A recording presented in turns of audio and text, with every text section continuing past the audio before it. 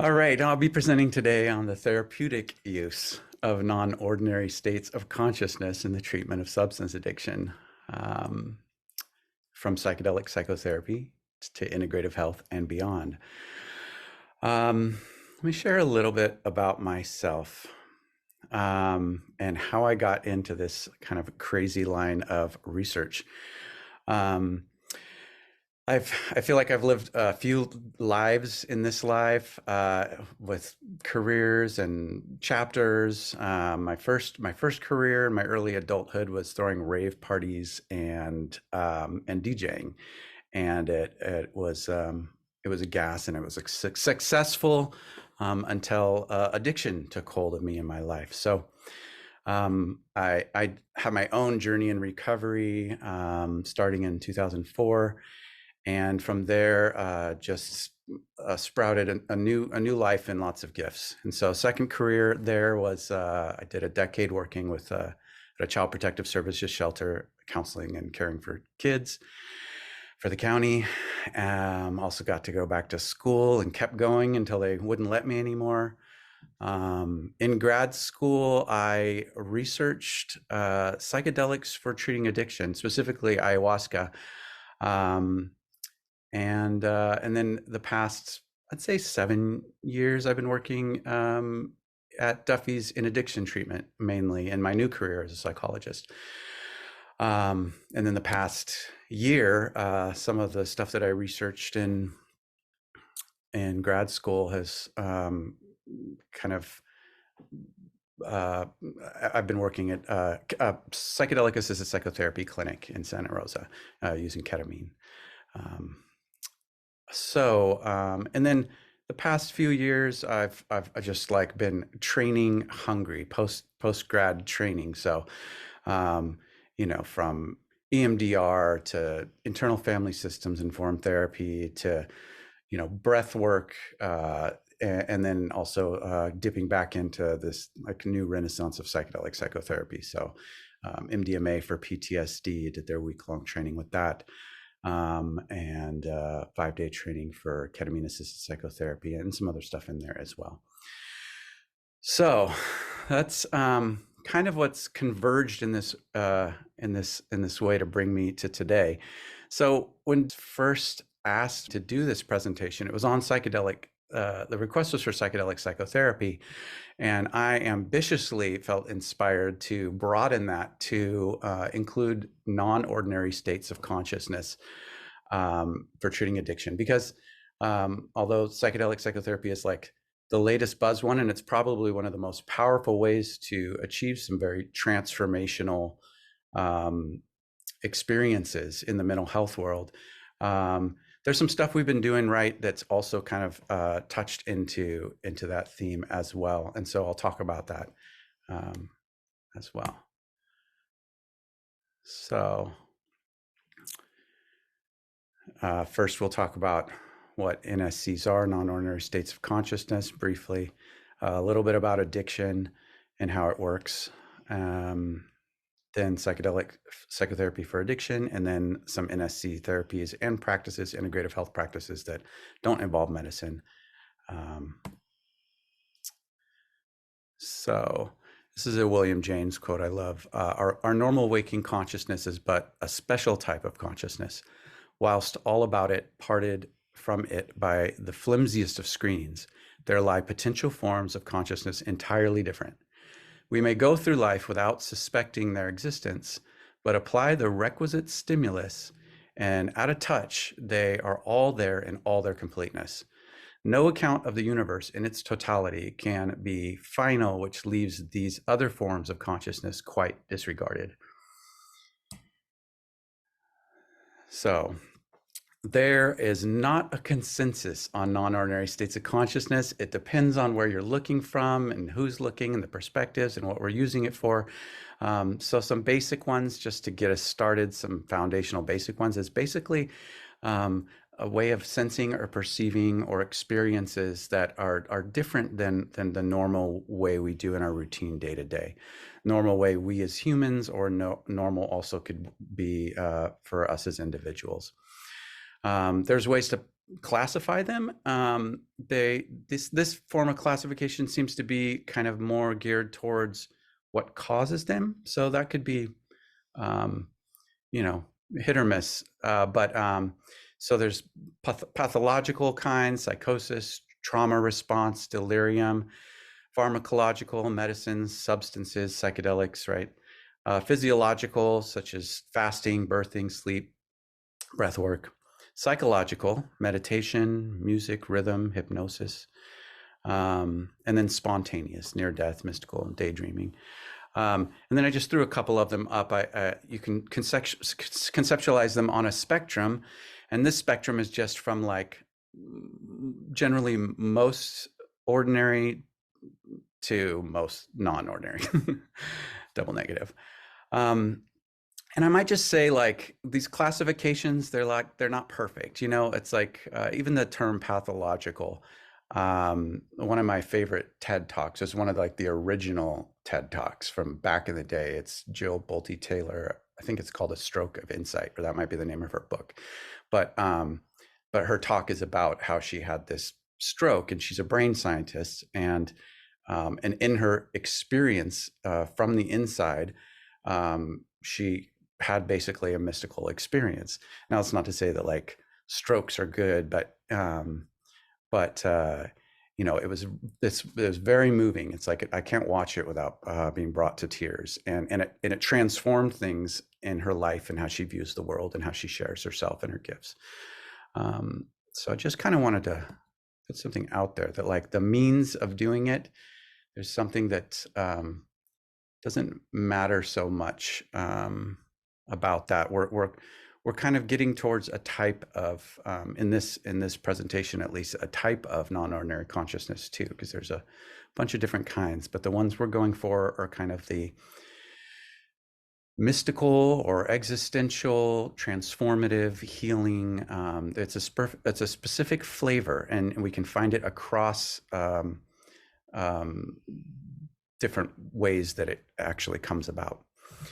So it's been actually a part of human history for a long time to kind of like purposefully incorporate non-ordinary states, you know, and not just, you know, there's plant medicines of the ancient cultures, you know, but also through music, through dance, through like the shamanic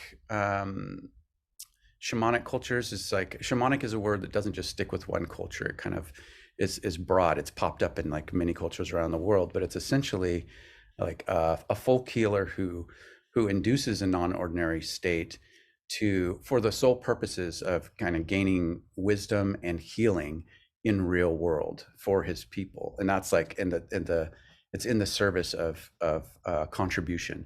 And like a lot of shamans, you know, traditional shamans wouldn't even, you know, they're kind of like the doctors of the tribe. They wouldn't even take money if it didn't actually have real world healing benefits. So there's something there too that we can hold. It's like there's this thing about this vast kind of out there world or state of experience, and then there's like, does it have helpful attributes in our normal day-to-day life? And so that's what we're looking at. Human evolution theories. We don't have to open these up too much, but there's some wild theories out there that that possible some psychedelics were in the that helped like form religions or give people the original mystical connection or experiences that was behind some of that. And then Terence McKenna, kind of one of the wild philosophers in the, you know, last century psychedelic movement, had a stoned ape theory, which is basically that you know, our brain, some of these, what makes us human, the higher order parts of our brain came about from you know, us taking mushrooms. You know, and it's interesting stuff. Don't know whether it's true, but okay. So in modern psychology, non-ordinary states of consciousness at first, of course, was pathologized. I mean, that's what we did with everything. That's what we did with addiction. That's what we, we're like, they're possessed, lock them up, and so, and then William James, who is one of the forebears of psychology, pre-Freud, well, about the same time, but a little bit pre-Freud. He was the first to study our own subjective experience, including mystical experiences and substance-induced mystical experiences, and he was one of the like fathers of a type of pragmatism, which is like basically like, hey, it needs to work in daily life. So so he kind of turned a corner for us in the modern Western world on using, or appreciating the power of non-ordinary states, for good, for healing. Of course, the psychoanalysis, the Freud and Jung, like they were big into, their original jams were hypnosis, dreams, free association, which is also like, in its like ideal form. It was like Freud would teach his patients to basically just start like going to kind of a meditative space and just start talking, with the idea that by doing that we could bypass our defenses, and that we could unearth and have insights on some of this subconscious stuff that we normally don't have access to in our day-to-day life, when our brain's just protecting us and trying to get the job done. So even modern psychology has its roots to some extent on some non-ordinary states of consciousness for healing. And then in the mid-century, last century, we had the whole psychedelic thing, which I'll go into a little bit more. There was a big transpersonal and humanism movement in psychology, which is, it's not just about the person, and it's not just about the drives, and it's not just about the behavior, but it's actually about like what it means to kind of some of these larger meaningful things, to live life and be connected to others. And then Eastern philosophies were coming in as well. So it was rich soil for us to start incorporating non-ordinary states of healing into the field of psychology. I'm just going to check my time. Okay. All right. So a bit on addiction. Okay. So if we were face to face and in a room, I would have this as a game and we'd have fun with it. I wish I could see your faces, and yet I feel you there. I feel your energy, and so I'm just imagining you're all there with your smiling faces and your curiosity of the cool stuff that the world has to offer these days. So there's so many reasons people use in the first place, and I want to distinguish using from addiction, because they're very different things.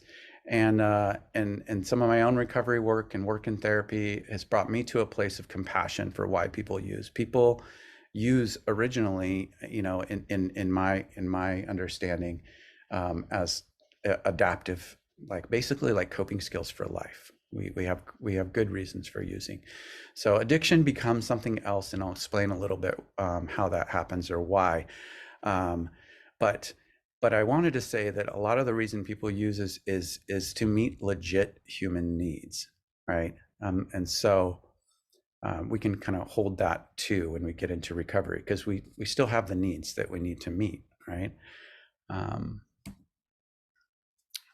right. Well, here's some kind of official sounding explanations of addiction. But yeah,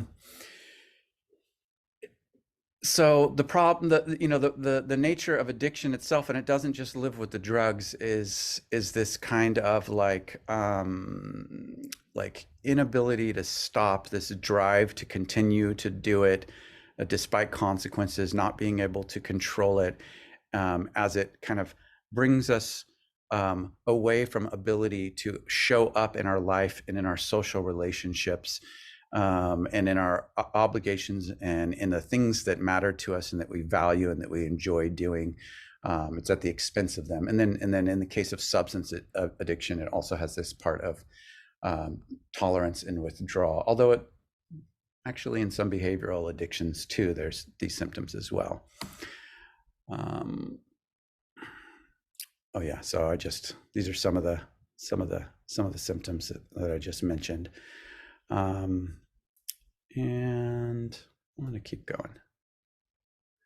So this is one of my favorite slides for today because it really helped me learn a lot more too. And because I relate to all of these characters living within me, some internal family systems style investigation there. But so this thing happens with addiction where the brain is hijacked by these other systems. And so we have this like reward system, you know, the pleasure, reward, and avoid pain system that Winnie the Pooh represents. We have our stress, anxiety, kind of fight or flight system, the limbic system. We have like the amygdala and the hippocampus. That's Piglet. He's the, oh no, we better, you know. And then we have Tigger, who's just the like full force drive, don't look at consequences, get this energy out, get it done. And so one of the main neuroscience kind of explanations of addiction and like widely accepted kind of theories of addiction is that those three characters are really just like, they're just running wild together. You know, the stress is like not wanting to feel bad. So then the reward system drives us to do it and just stays there. And what happens is this area of our brain, the prefrontal cortex, is where what really makes us human. It's what's, you know, unique about us as an animal. That's the area where we get to make wise choices and planning, where we get to think abstractly, where you know, much of our humanity lives. That gets jailed once someone's in addiction.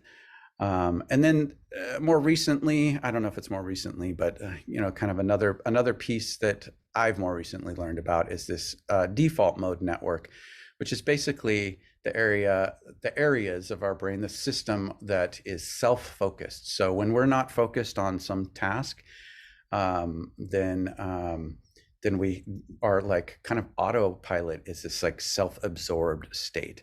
And there's a lot of interesting stuff with there and psychedelics. But that has to do with addiction as well, because when we're in that state is associated with the period of withdrawal and all of the symptoms that come along with withdrawal that kind of drive us back into this cycle here. And then finally down here at the bottom, we have dopamine. And this one's huge too, because dopamine is this way of marking what's important for survival, and so it naturally feels good or drives us in these pleasure reward systems. And our brain wants homeostasis. So what happens in addiction is that when we get something that's way out of the zone of normal, you know, feeling good, normal peak experience as far as dopamine type of peak experiences go, then our brain wants to adjust. And so then it will make us feel really bad afterwards. And it's like, it's literally like what goes up must come down and then go underground, because the brain doesn't just restore us to neutral. It goes this way and it seesaws. And then the more we have to use just to feel well, these really high amounts, those end up just being the baseline. And so then our baseline of like feeling bad gets lower and lower and lower as well. And so this is really important as well. And it takes a while when people stop using to really repair that system. So I won't do too much here, but like one point I want to get across is people ask like, what causes addiction? And the truth is there is no one cause. It's a perfect storm of risk factors. Now there's some things that are weighted heavier than others, such as like the age we start using at, if it's earlier, or the access and availability of the substances themselves. There's a lot of research as far as adverse childhood experiences, which we could call trauma if we wanted to, with a little t, and big T traumas. having to do with likelihood of having this, and that makes sense too, because, like I said, it's a for many people a coping skill. And there's some genetic stuff, but there's all these different factors, and people could have different constellation of these and end up with this syndrome, this disorder. So it's really different for everyone. And protective factors, we'll go into those a little bit with recovery, but these are things that if people don't have in their life coming up to addiction, they're less likely to get addiction. And I want to keep rolling on, make sure we have enough time. So recovery, a process of change through which we improve our health and wellness, live a self-directed life, and strive to reach our full potential. There's some other definitions that give a holistic thing too, like in addiction is holistically damaging. It messes with our mind, body, heart, spirit, aka biopsychosocial, spiritual. And then recovery is the same. And so we can kind of compare the two. And this is one of these things where I want us to also hold when we're talking about like using a substance or psychedelic psychotherapy to treat addiction, is that these are what we're looking for. So addiction, like again, does not live with the drug, although drugs that act on our dopamine are going to be the ones most associated with addiction. But yeah, here's some of the criteria for the disorder, and then here's kind of like their opposite. In recovery, we spend our time meaningfully, we regain balance and control, this executive functioning up here, mental freedom, we're not caught in that hamster wheel anymore, physiological relief, social relational thriving, fulfill our responsibilities and our goals and dreams, engage in activities that we like, and we're in nourishing environments, physically healthy. And then here's some kind of qualitative differences too, where addiction is disconnection, recovery is connection, imbalance versus balance, loss and destruction versus gifts and growth, impairment versus empowerment, being torn and unwell or versus whole and thriving. So typical addiction treatment has come a long way especially since the what was it, like the asylums, right, of early last century. And so we've a lot of our wisdom came from grassroots social support movements, and we've found that social is such a vital component. We're hardwired for social. And then like the medical and the psychological has like especially in the recent half century has like come together quite elegantly to look at holistic. By holistic, I mean the whole person and their whole life, the biopsychosocial, spiritual. And so a typical addiction treatment is multifaceted. It has all these components because addiction has all these components. So this is kind of like your average services that you might find at like a treatment center.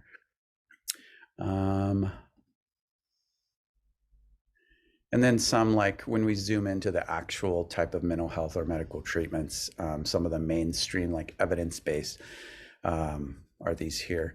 Now, a lot of this is geared towards it's like comes from the Western medical model. So where it's really just like focusing on stability, like changing behavior, getting stable, building coping skills, moving the mark on motivation to do this for the long term.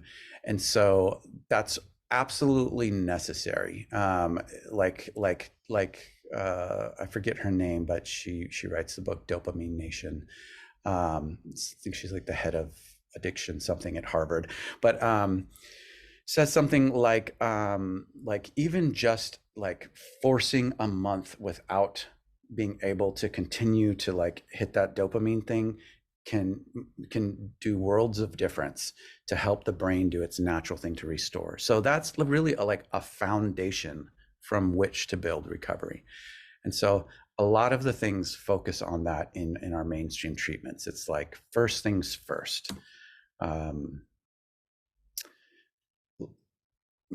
things that that non-ordinary states can help with, what's needed, is one thing is drive, like a wake-up call and this like passion, fire, inspiration to do what it takes and commit to this thing.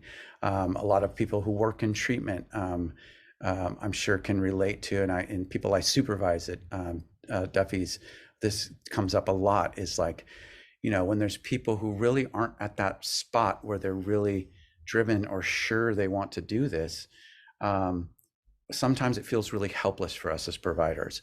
And then, you know, we do have this amazing therapy, motivational interviewing, which can help move the mark on that. But sometimes someone's whole, you know, their whole experience treatment is moving them from like, no, I'm not interested in changing, to, okay, I might consider changing. And that could be like over a month's time.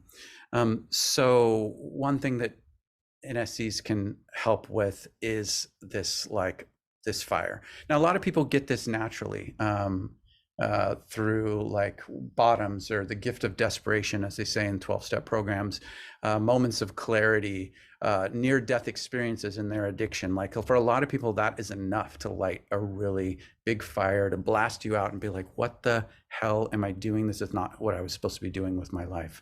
I will do whatever it takes to stop. A lot of people come in with that, and we see them, and you know, they're like the ones we like to work with, or that I like to work with.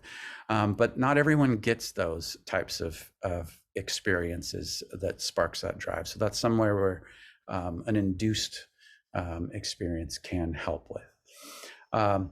Then there's this area, I didn't know what to title this. It's transpersonal kind of connected openness sort of experience on a grander scale than just my little life. And so some of these experiences can give someone, if you want to call it mystical, if we want to call it existential, but when people experience these, they can get in touch all of a sudden with a higher purpose and meaning, get in touch with a direct experience with kind of a spiritual belief or power, but even you know, just kind of like a higher bird's eye view of, you know, our place in this life and in this world and our interconnectedness. And I feel like that's a really a profound thing to offer someone who's trying to get out of this really tiny prison cell of a pattern. And then finally, deep healing. Some of these NSCs can really help with that, to really help us move some of the stuck wounds that might be driving our addiction in the first place. So, you know, a lot of us can clean up, we can go through treatment, we can get some stability. You know, it's that top-down kind of like day-to-day life stability to even give us a fighting chance. But then we have the old wounds that drove us to use in the first place, and so these can help with that. I'll look at my time here. Okay. And these are just kind of like spots that some NSCs can help with. Like we were saying, when we're still, so this is kind of like, not everyone has this experience, but for some people, they experiment, then recreational use, then problem use, then dependent use, then rock bottom, and then like the recovery thing. It's not always clean like this for everyone, but so these spots where you can have this like explosive wake up call, you know, as we were talking about, then there could be this spot where, you know, kind of like an awakening in my knowledge of my connectedness to life and my desire to be connected to life. Not everyone gets that early on. It can be very inspiring too, you know, like in communities like 12-step. They have a formulaic, methodical thing over a long period of time that hopefully helps to have an awakening of sorts to the more sacred things in life and what's important. But there are some things that we can do to get that on board earlier. Here, for coping skills, there's a lot of these kind of mini NSCs, like meditation and mindfulness we'll talk about, that can work really well as ways to connect on a daily basis to be centered and have more equanimity. And then the deep healing we talked about. So what I think people have been waiting for, psychedelic psychotherapy in the treatment of substance use disorder. Okay, here's some possibly controversial and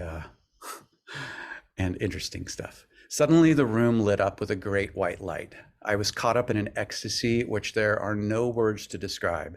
It seemed to me in my mind's eye that I was on a mountain and that a wind, not of air, but of spirit was blowing.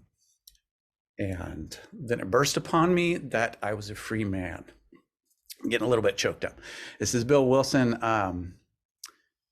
founding member of Alcoholics Anonymous.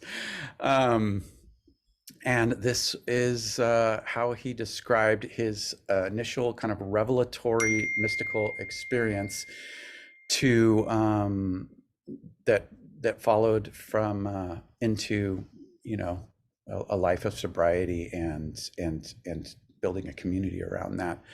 The story is maybe less known, is that this was back in the 40s, I think, 50s. I have it right there.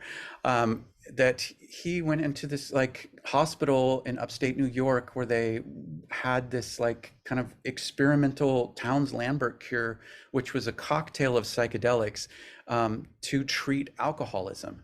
And so it's thought that he had this great awakening experience in his treatment, and then that went on to inspire this wonderful thing.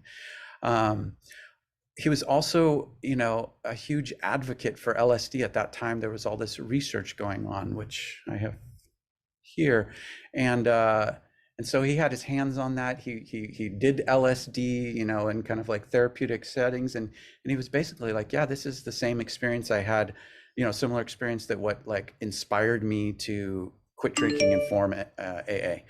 So it's really interesting. So there was a huge, like psychedelics, when they came on the scene, there was a huge boom in the research for helping people, for mental health. And there was, and even for in the treatment of addiction. And they had some great results. And then through the, it got out of the lab, and the whole cultural movement and the whole political backlash. Basically, by the 70s, it was driven underground, and like, just hundreds and thousands of research papers had to pull the plug.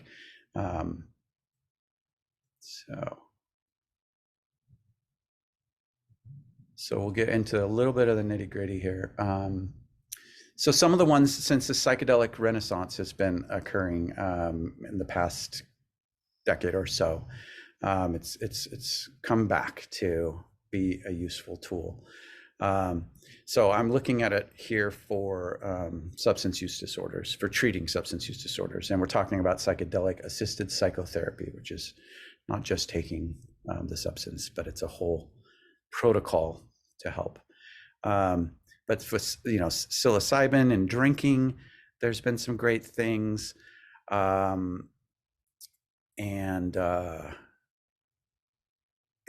For substance use disorders, as well as for depression and anxiety.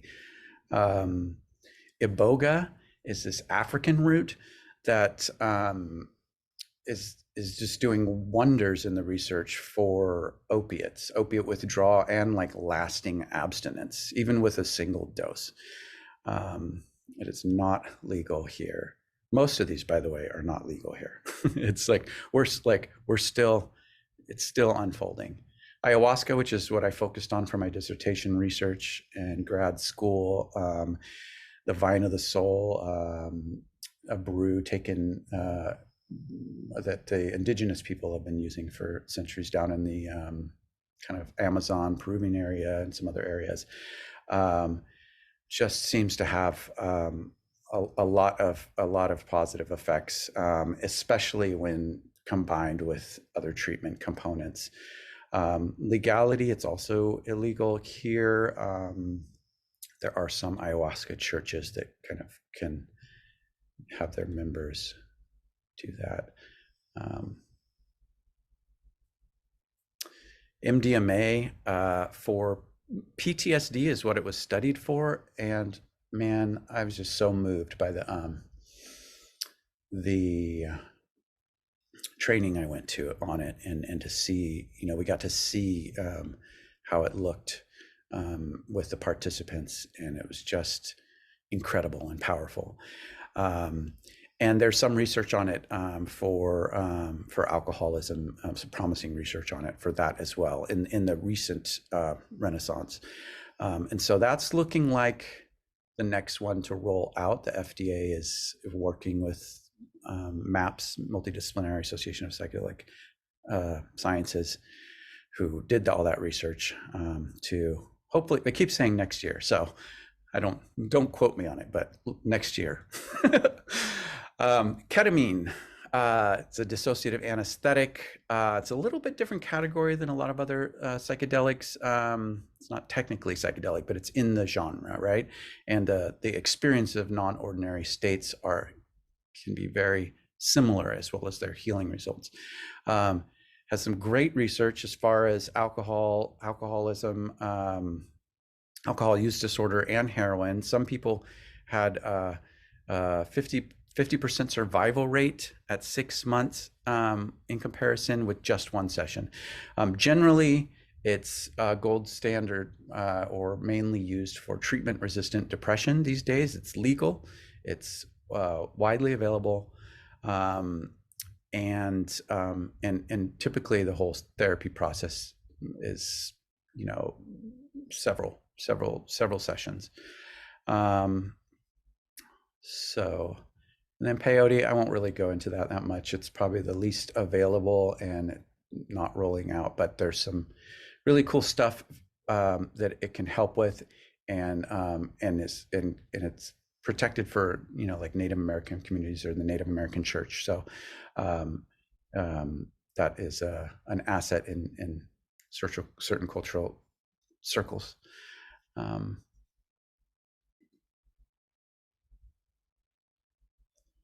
So I love this one here. Addictive substances and habits versus psychedelic medicines and experiences. So for the most part, most of our psychedelics in our class, especially our classic psychedelics, are serotoninergic, meaning that's the action, the sort of like neurotransmitter receptors they're working with.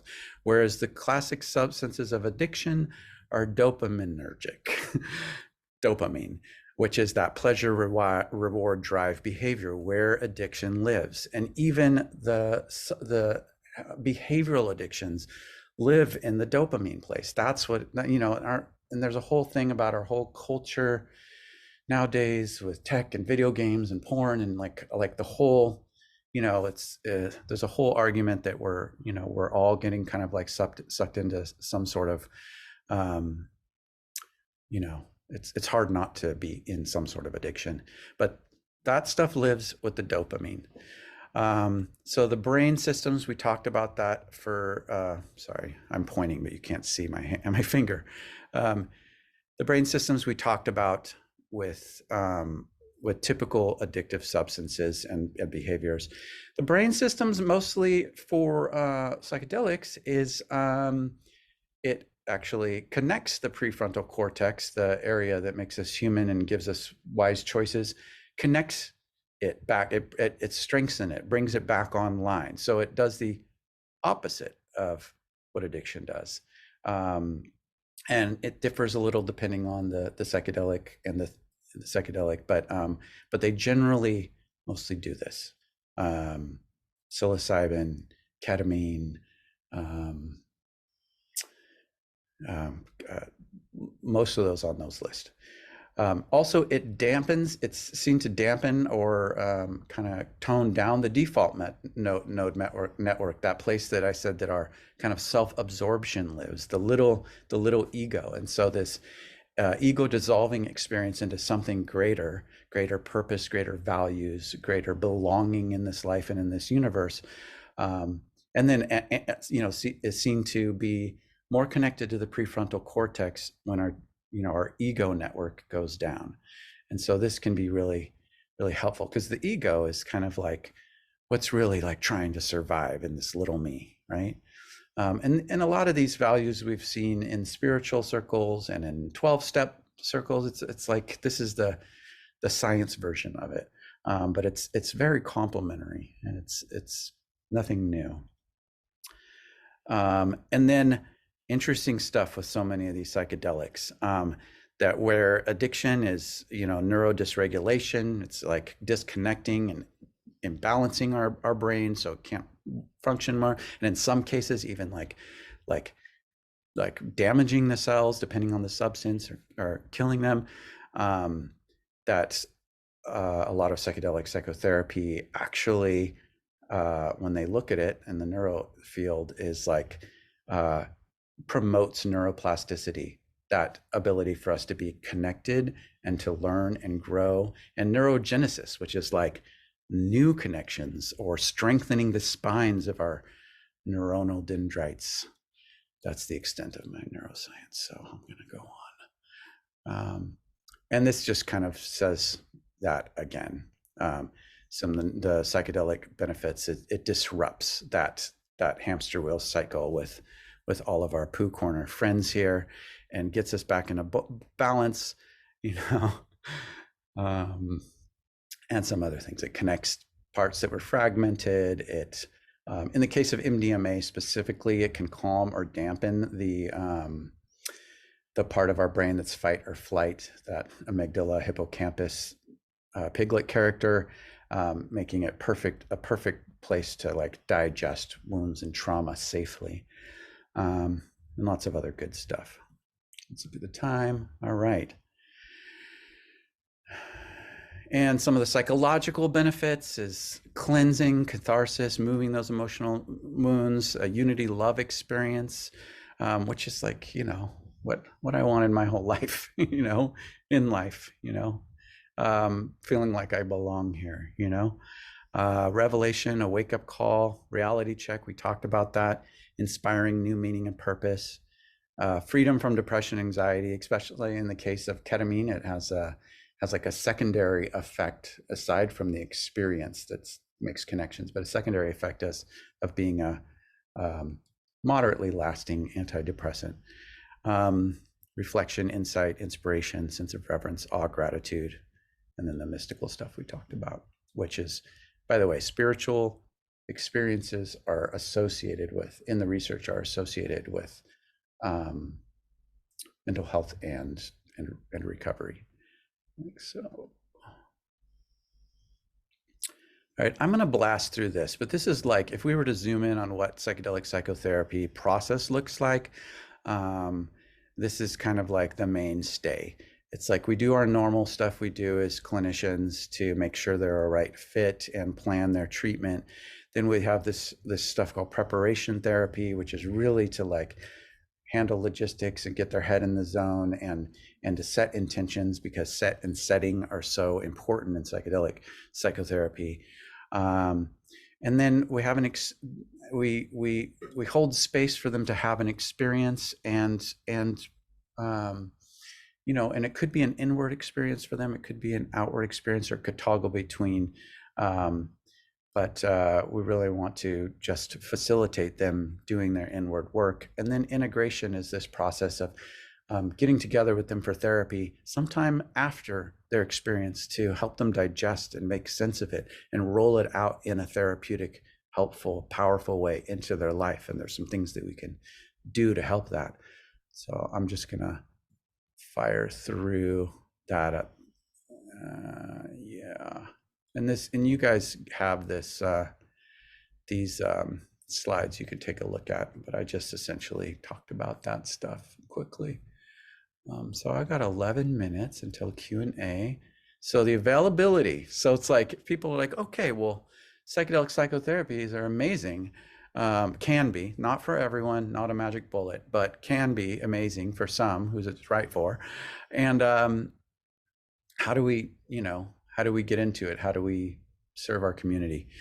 And the larger answer is it's not quite rolled out yet in all the spheres, but it's coming. The main game in town right now is ketamine-assisted psychotherapy. It is available. Again, it's not gold standard, although there's research to say it's helpful. It's not gold standard for treating, like comprehensive treatment for substance use disorder. Like we said, we want something like Duffy's, where everyone has the all of the components that are really important. But it can be good as an adjunct, and especially for the depression and anxiety and sometimes trauma that drives. You can one could piecemeal. People do piecemeal. This is not a recommendation, but there are people that will have an integration therapist who's who's just helping them with the therapy part of it, and then they will have their own go their own way to do something like mushroom, goes to somewhere where it's decriminalized and work with a sitter, or some of these like churches I talked about. Again, I'm not recommending this, not recommending anyone go break the law and like, but this is some ways that people get a therapeutic benefit, do it in a therapeutic way with the legal state we're in. Road trip. Oregon's been the first state to roll out psilocybin therapies for mental health. I think their infrastructure is still getting going, and so it should be in the near future. I don't know if they'll have rehabs like for substance use disorder.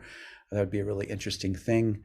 But for now, I think they will have psychedelic assisted psychotherapy clinics and providers, in my understanding. MDMA, we talked about that already. Next year.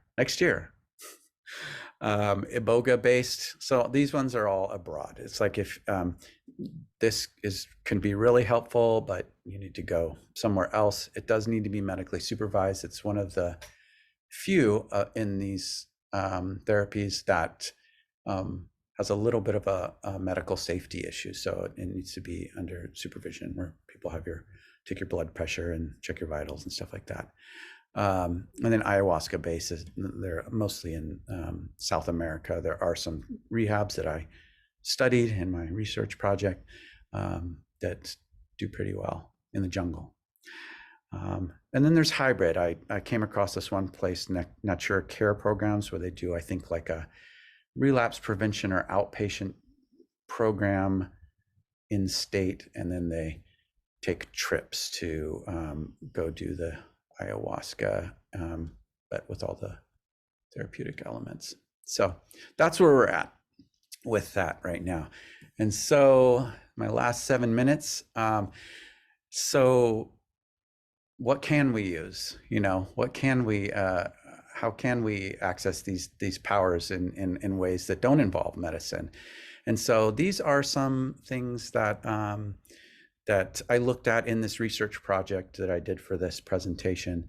That it's not like their main promotion, right? They're not like, we're a non-ordinary state of consciousness, but they sometimes involve them. And again, not everyone will experience it as such, but it's pretty interesting. And one of the interesting things is that that some of the ways that some of the types of experience on these, like we were talking about the history of NSCs, can be very similar, and the healing as well, to psychedelic experiences or mystical experience. So EMDR, I used to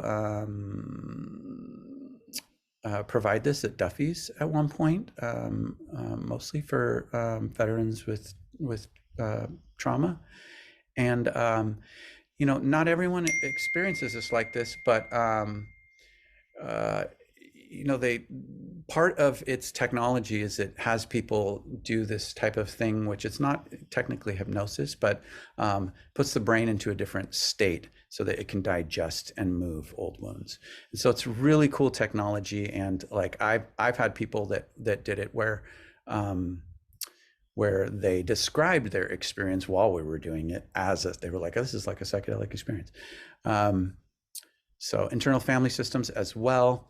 There can be some leading and guiding inward for some visualization and getting to know some like parts of us that are normally hidden.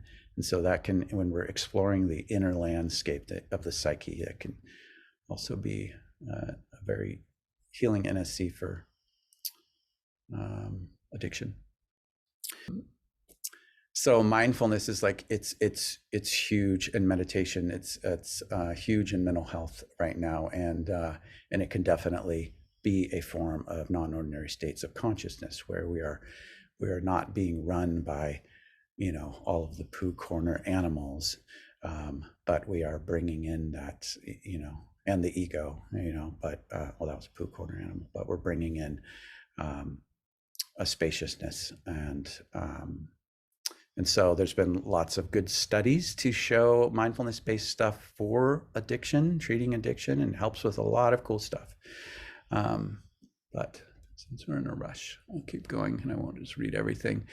Now, these ones, you can see that there's also good research for music therapies, drumming therapies, therapies that involve drumming, and dance therapies for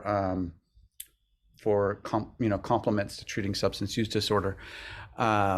And we can see how these are really just using the ancient wisdoms of how people have for millennia accessed non-ordinary states for the purposes of healing and being more connected to life and the great beyond. And then there's practices we can do that don't necessarily need to be formal therapy, and that some of us may experience a non-ordinary state of consciousness, a helpful or healing non-ordinary state of consciousness. And so some of these practices are, this one's big. It's not like widely available, but like in the psychedelic sphere, Stan Grof was one of the like pioneer researchers, psychiatric researchers in the psychedelic thing. And when psychedelics went underground, he was like, okay, we got to come up with something that helps people do the same sort of healing. So he utilized some like ancient, like kind of almost yogic breathing techniques that actually do induce a psychedelic state that's really powerful. And so there's been some stuff that's shown that's also helpful. It's a way that we can help people in recovery to access these states, without taking a psychedelic.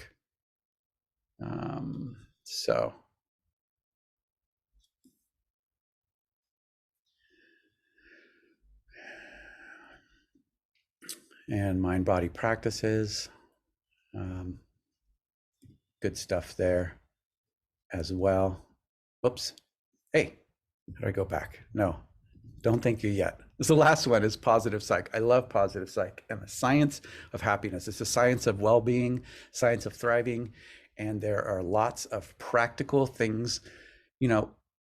Being real, a lot of them are like traditional recommended, recovery community things. They're like, there's what you can do to, make your gratitude more, or to experience more awe in your life, or but now the field of positive psych has studied them and said, okay, here's something specifically you can do that's gonna help you change how you see the world. And some of the exercises themselves can be considered having a little bit of that non-ordinary state in, from loving kindness meditations to an awe walk, taking a look at things in a certain way and asking questions and zooming in. Or these like visualization of that increases optimism, called best possible self, where you get led through a visualization of creating your like ideal life and your ideal self, and that there's like actually cool stuff that happens from that. So, this resource I love. It's UC Berkeley's Greater Good in Action program. They put all of the science on a site and give you the practical ways to replicate the practical tools that were shown to help actually increase these things for people. So I always love that site. Thank you, UC Berkeley. So, oh my gosh, I nailed it. 12 p.m.